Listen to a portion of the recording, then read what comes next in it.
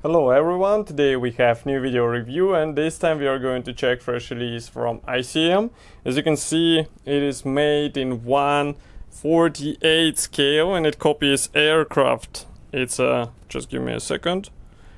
Yeah, now it should be better. So it's Cessna O-2A Skymaster, and this kit was announced in Nuremberg on Spielwarenmesse exhibition, and now we have a chance to check a commercial sample, so it means you will get exactly the same stuff as what you'll see in this kit.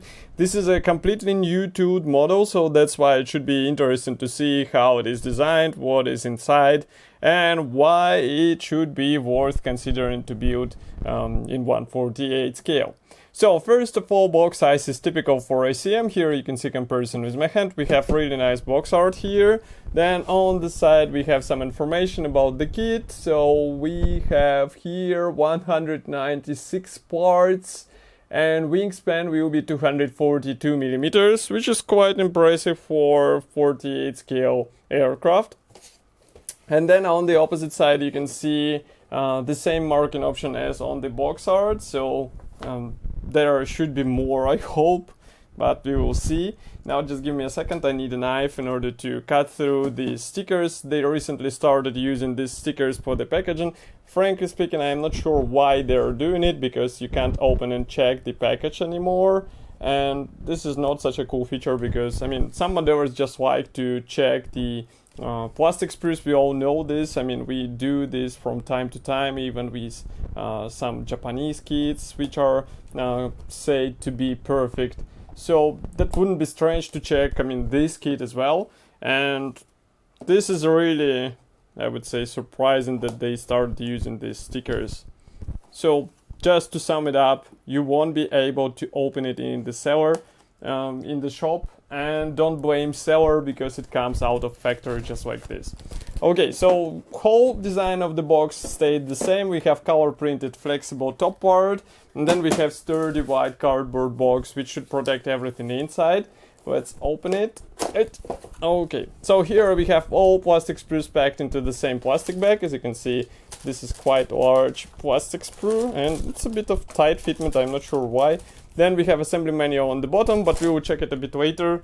We are going to start with plastic obviously, and then gradually we will move on to other things. Okay, so just give me a sec. So what do we have here?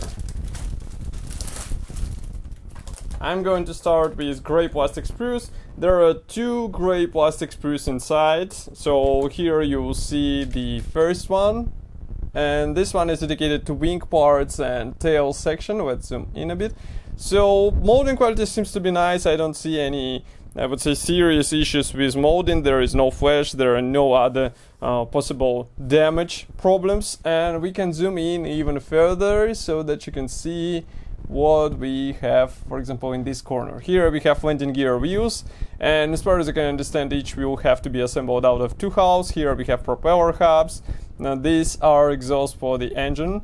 Now next we continue with two propellers here. Also tail section should be glued, each side should be glued out of two halves. Then we continue with internal parts. Here we have also some engine pieces. I'm not sure why they're included, we will have to check the assembly manual. Wing is supplied here, no worries. Here we have two, I guess these are the bottom halves, and the top half is molded as a single piece part. You will see it on the next sprue.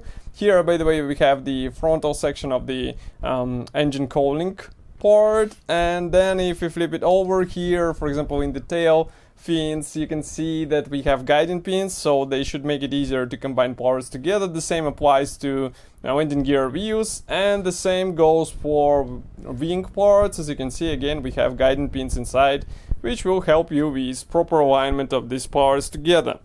Okay, next we go on with, just give me a sec, maybe this will be better. So next we go on with second gray plastic sprue, and again I will zoom out so that you can take a look at the whole plastic frame. Here we have fuselage halves, also we have top wing half. As you can see, it is molded on the top attach, or actually front attachment points, External detailing is, I would say, typical for such kit. We have recessed panel lines, and here you can see the doors are molded shut, so you won't be able to open them. Of course, all clear parts are separate, and now we can zoom in so that you can see all these parts closer. So first of all, we are going to check this wing part, and I mean, it looks fine. I can see that ailerons are separate. We will have to check why they're molded like this. And the only thing I'm concerned is about this front attachment points, because as you can see, it wobbles a bit on these points because it's not such a sturdy connection design. I would rather prefer to have some connection points here, or maybe here, in case, I mean, they were going here anyway, so they could have been connected with this side or edge of the wing. Next, we continue with instrument panel here. As you can see, there are pre-molded dials, and also we have some internal parts, bulkheads. Then here we have one of the fuselage halves. This is the left side. And next we continue with external equipment, various internal items. Here you can see another, I would say, package of equipment, and here you can see fuselage half, which looks nice. And then we have cockpit floor with seats which will be placed inside. If we flip it over, inside you can notice that fuselage halves, they have guiding pins for easier alignment, but that's pretty much all. There is not that much detailing. I hope it will be detailed with some extra parts from the plastic which we saw on the first sprue, but we will see it in assembly manual in a second. But first of all, let me show you the clear plastic frame, because it is packed into separate plastic bag. I'm opening it at the moment. Okay, so here we have canopy parts. Here you can see them. So as you remember, all clear parts, they were molded separately, so here they are. And molding quality seems to be fine. I mean, that's traditional feature for ICM. I remember that they did not have any serious issues with clear parts. This kit is not an exclusion from this rule. So I think you will have a really nice build out of the box with such parts. Now I'm going to take the assembly manual. I can see that they updated the design, but first of all I would like to show you the decal sheet, so just give me a second. Okay, so decal sheet as usual is packed into assembly manual, and here it is. It looks nice. I mean, printing quality looks okay, just like is in previous ICM kits. We have even dials for the instrument panel, so it's also cool. And I mean, in my opinion, it should be enough for out-of-the-box build, but still I'm not sure how many marking options are inside, so we will have to consult with assembly manual, and that's what we will do in a second. So here it is. It is a large color printed brochure. We will zoom out so that you can see whole page. And here on the first page we have short history note in several languages. Then we have paints chart and safety advices. And as you can see, whole styling is slightly different from what we are used to see in ICM kits. Next we continue with, just give me a second, I will have to place this dust aside. Here we have parts map, and assembly process starts with cockpit parts. So frankly speaking, I'm not sure what is this. I guess that's the frontal section of the cockpit, which will have to be installed inside. As you can see, glasses will be installed from inside, so you won't be able to install them from outside. And that might bring some, I would say, difficulties during assembly process, so be ready for this. Here we have engine assembly, so still I'm not sure why it is copied here. As you can see, it is installed into the cowling, then it will be completely hidden in the fuselage. So why would you have the engine copied here? Let's turn over the page and check what is written here. So next we continue with interior. As you can see, cockpit 4 gets inserted into fuselage half, then we work on the opposite fuselage half.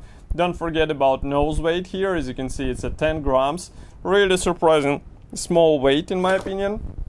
And just give me a second, I have to check the microphone. Next we continue with nose cowling section, and as I said, engine is hidden inside. So why it is replicated? It is interesting. So it's just I would say so that you know that it is inside. Some modelers love such features. I know, I mean, love such features.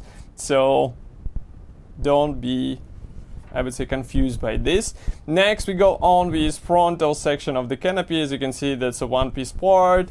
Here we have wing part. That's a top section with clear elements because it will be the roof of the aircraft. Now here we continue with air intakes. And next, oh, so it has two engines from the front and from the rear. Frankly speaking, I didn't know this thing. So as you can see, one is placed in the tail section. Here we assemble these tail fins and tail wing between them. Don't forget to drill the holes in the wing parts because you have to use them for external equipment installation. Next we continue with ailerons. Here you install the position lights and headlamps. Here you assemble landing gear wheels. As you can see, even brakes are separate. This is quite interesting design, I would say. For out of the box build, it should be enough. If you would like to have more, you should wait for some aftermarket made out of resin. Next we continue with external equipment. So these are some launchers as far as you can see. And we have several assembly options. So you can assemble either one with here with the launchers like this, or you can assemble the one here. As you can see, these are slightly different launchers. Here we have masks template. That's really cool because otherwise you have a really funny time with such canopy. But masks template is included here, so you are covered literally, and if you get the hint. Now next we have first marking option. So as you can see, marking guide is slightly changed from what we are used to see in ICM kits. It looks a bit more modern, I would say, so some modders will appreciate this. Here we have second marking, and that's the third marking. Frankly speaking, I'm a bit surprised that there is no description what is this marking, where it comes from, what it copies. There is no word about this. So this is a really surprising change, I would say. And here you can see another one. So these markings were created with AK Interactive, as you can see. This black aircraft looks completely mean, I would say. Might be interesting to copy in scale. Okay, so what we have all in all. Plastic looks nice, and I think it will be easy to assemble. And what else? I mean, clear parts were also okay. We have mask templates. I'm not sure about this new style of the marking guides because, as you can see, there is no history note about what is this marking, and I mean, all markings come with some description, so it's strange to see here marking guide without description. I hope they will correct in the next issues. Nevertheless, this kit should be already available for purchase in Modelimex webshop, and of course I will be happy to hear your opinion about this kit here in the comment section below. If you like this video, don't forget to press the like button and subscribe to our YouTube channel, and I will see you in the next video review as usual. Thank you for joining me today, and bye!